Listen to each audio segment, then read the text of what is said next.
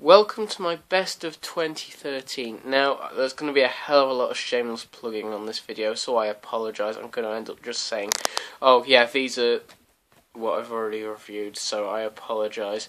What I'm going to do is I'm going to review the best 5 TV series of the year, look at the 2 major TV specials of the year, well, for me anyway, look at the 5 best films of the year, and then look at the 5 best albums of the year and then the concerts. So let's start with the TV series. This number 5 was close because not really sure.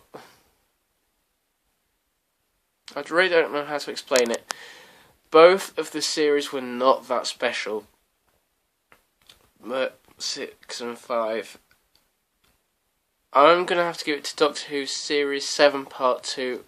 That's the series that introduced the character Clara. Interesting series. It went on a bit too much though, and it seemed like too much was happening in too short of a time. Some of the episodes were confusing, yet again. But, I mean, hey, it could have been worse. A lot worse. Number 4 for me, TV series-wise, would have to be Arrow. I absolutely loved Arrow. I know there's a huge gap between 5 and 4. To be honest, I was thinking not including 5 and just doing a top 4. Arrow was brilliant as a TV series. My major criticism was, though, they wrapped it all up in about 5 minutes. The whole series. That's about 20 episodes in 5 minutes. I mean, how can you do that? That's a bit annoying. Series 3 would have to be Big Bang Theory. Both the second part of Series 6 and the first part of Series 7 that's been on so far. Absolutely brilliant again, absolutely hilarious. If you are a fan of the show and you've watched it, you'll know exactly what I'm on about. If you've not watched any episode before, but you're quite curious, start with the first episode of the first series. You'll absolutely love the show.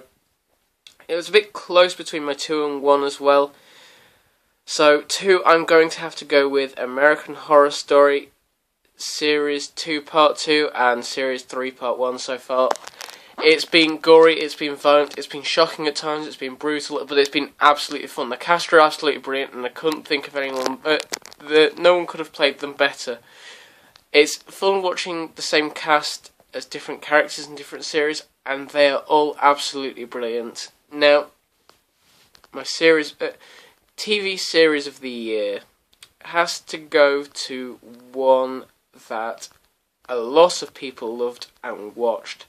I mean, it was actually extremely popular. I thought it might not be that good because it was a remake of, well, not a remake, reimagining of a classic Oscar-nominated, I'm not sure if it won Oscars, film about the only Oscar film that has actually been nominated, a horror film that has actually been nominated for Oscars, Hannibal.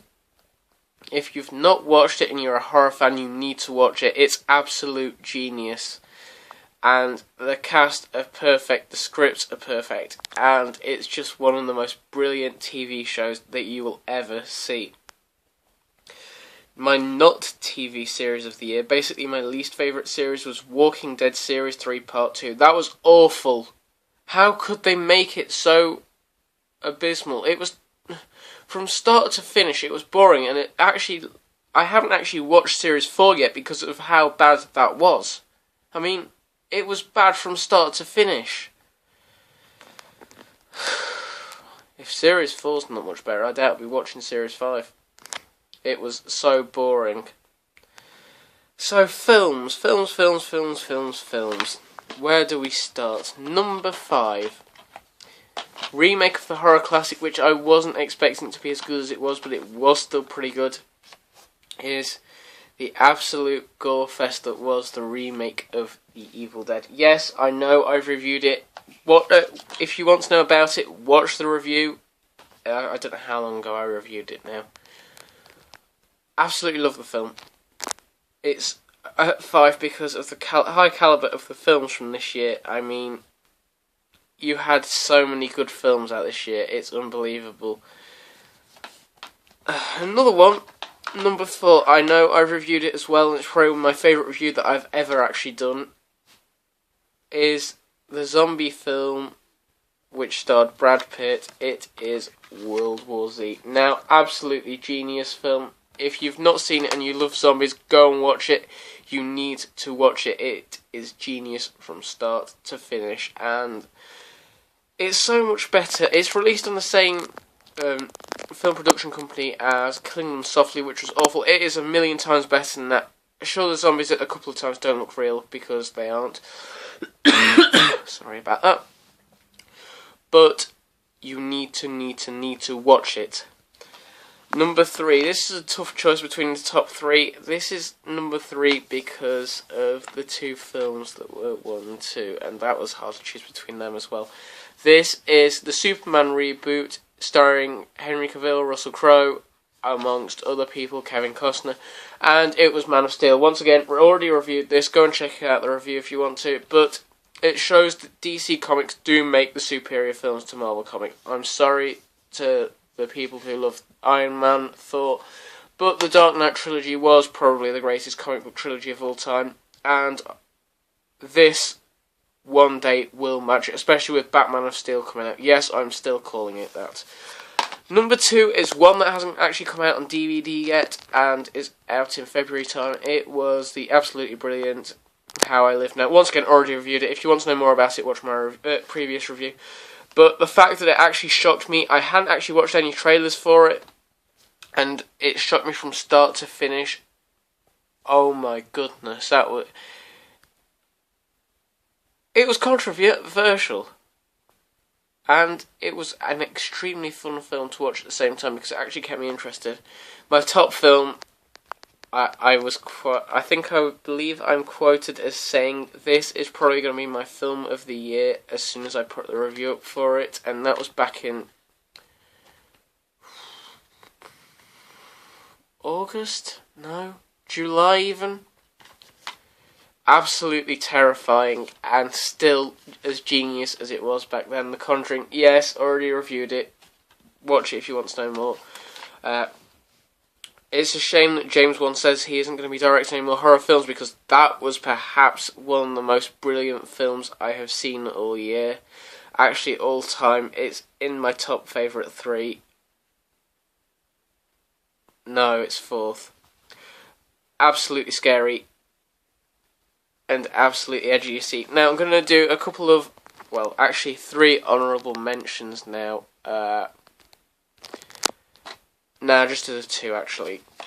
The first one, it would have been top of my list had it not technically been released in America on Boxing Day last year. I was debating whether to put this in and then end up leaving Evil Dead out, but I decided not to. It was released in the UK on like New Year's Eve or something like that. My favourite film of all time, Django Unchained. I'm sorry, it deserves a mention because it was home release in this year, even though it wasn't technically cinema release this year, but I did go and see it in cinema this year. I don't know. I've not put it in the list because technically it's a 2012 film, even though it's not. But there you go. If you want to know more about it, watch my review about it. And the other honourable mention I'm going to give is one that was debuted at Fright Fest 2012, released in February 2013 on DVD and Blu-ray. I've already reviewed this one as well. It is one of the most genius but diabolical, dark and fun horror films of all time. If you're into your weird torture films, this one is for you because it's genius.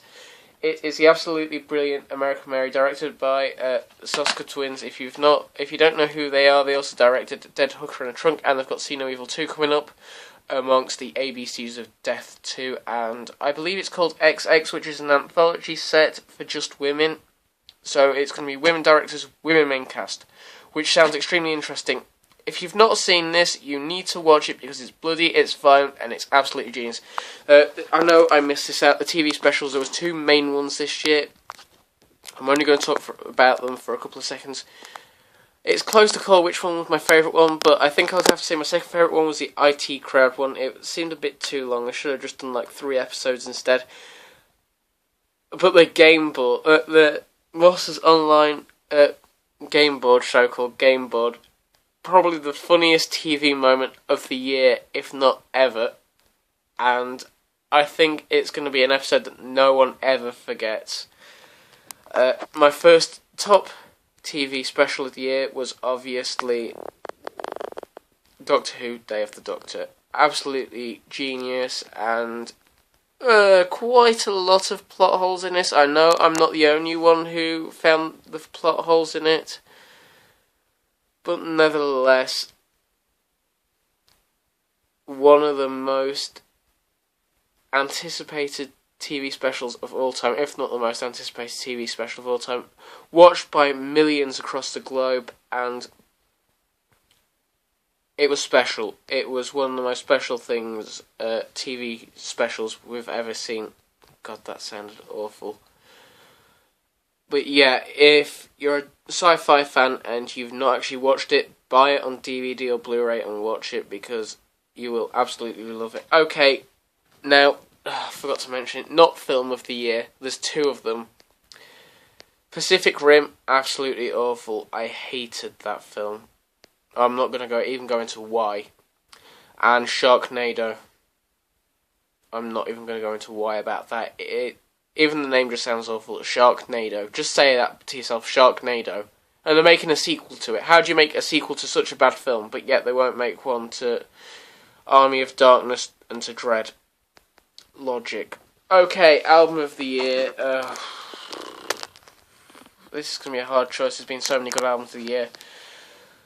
Number 5 is one that I have not yet reviewed, but I managed to track down a copy of it a couple of weeks ago. Listen to it, absolutely love it. Black Sabbath, 13. First album that Black Sabbath have had with Ozzy Osbourne for something like 40 years, which seems an awful long time, and it is.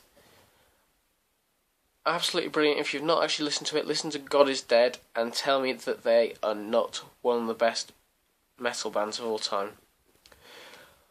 Album number 4 is Biffy Clyro. It was originally called The Sand at the End of Our Toes, The Land in the Core of Our Bones, or something like that, but they went with the name of Opposites instead. Absolutely brilliant album. I know I've already reviewed it. Go and find it if you haven't actually seen it. But if you want to listen to any of the songs off the album, I would recommend you listen to Black Chandelier, because that one is one of the finest songs that's been written in the past. Well, in Biffy Clyro's entire back catalogue. Number 3 would have to be House of Golden Bones, Part 2 by Stone Sour. I don't actually own the album, but I have listened to it time and time and time again. It's absolutely brilliant, and I loved the whole album. It's metal from start to finish, and it shows why Corey Taylor is one of the best younger singers in metal. I know he's not that young now, but that is one of the finest albums of the year. Number 2 is Avenged Sevenfold with Hail to the King. I can't remember what it's called then. I think I've already reviewed that one. I believe I have. If I have, go and watch it. If not, I will get around to reviewing that soon enough. First proper album. No, the first album that didn't have Rev writing for it. Wow, what an album. I know it gets some hate from a lot of people. I don't like it as an Avenged Sevenfold album, but I love it as a metal album because it doesn't sound like them. I know the argument between Rob Flynn and Avenged Sevenfold, but I actually agree with Rob Flynn. There are songs that do sound a lot like Velvet Revolver, Iron Maiden, Metallica, Guns N' Roses, and there you go.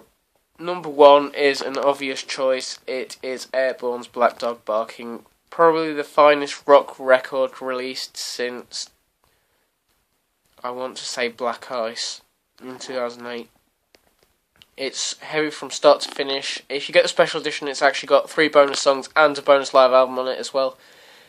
But finest album of the year by far. You need to listen to it if you've not heard it. Now, honourable mention for albums, there's 2. Five Finger Death Punch, give me a second. The Wrong Side of Heaven, The Righteous Side of Hell, Volume 2.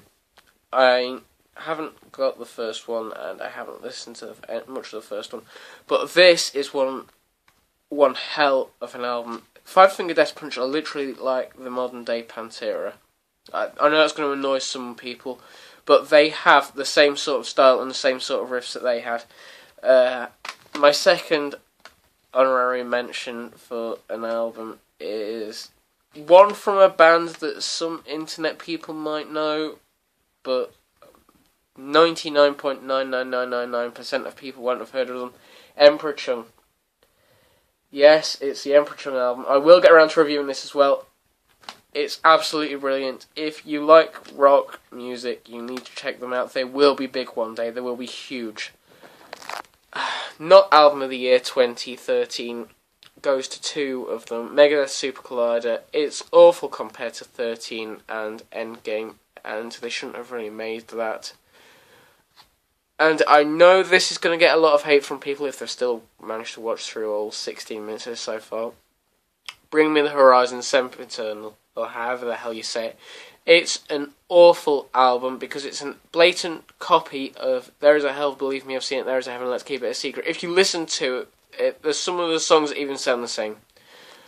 I don't understand why so many things have voted at their album of the year, because it's literally the same copy of the same album that they released before, and it feels like, to me, like they're trying to rip the fans off a little bit here with their money if they've bought the album. I don't want to talk about the album too much because I know I'm going to get hate of a lot of people for saying that, but it is essentially a copy of There Is a Hell. Two concerts. I'm going to go and review these next. Last couple of minutes. Second favourite concert of the year was 30 Seconds to Mars. 30 Seconds to Mars was supported by You Me at 6, and You Me at 6 were not entertaining at all. They were quite boring, to be honest, and the fact that they tried to start circle pits in it was quite pathetic. They're not a metal band, they're pop punk if that, and the only bands that should be starting mosh pits are the thrash and really heavy metal bands, such as Machine Head and Devil Driver, so there you go. 30 Seconds to Mars were brilliant. I'll go on to that in a minute. Obviously, my favourite concert year was going to be Airborne because favourite band, and I had a couple of special moments during the gig which I will go on to tell you about in my next two videos. So, next video, 30 Seconds to Mars. Next video after that, Airborne.